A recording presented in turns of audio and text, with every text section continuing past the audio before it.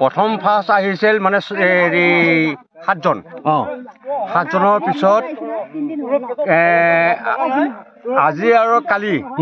এই 2 দিন গোটেই মানে হেৰি আহি গ'ল কিমান মান আহিছে দেখা নাই তথাপিতো মানে আউজ কেইটামান শুনিছোঁ আৰু তাৰমানে সিফালৰ পৰা মানে আৰু মানে এই জাকৰ হেৰি এটা আহি আছিলে যে এই গোটেইখিনি ইয়াত মানে সোমাই গ'লগৈ জ্বলা বুলি কয় হয় আজি 3 দিন হ'ল আজি আমাৰ বাবু অহা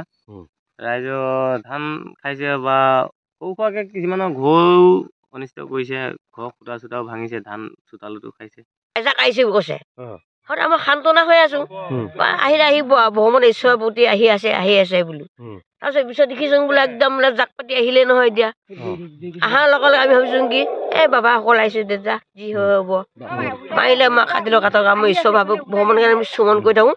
ধূপ ধূনা জ্বলাই সেৱা শুশ্ৰূষা কৰি তেওঁৰ নামতে ধূপ ধূনা জ্বলাই থাকোঁ গাঁওখনৰ নামটো কি উদৰভিধি জাকুৱা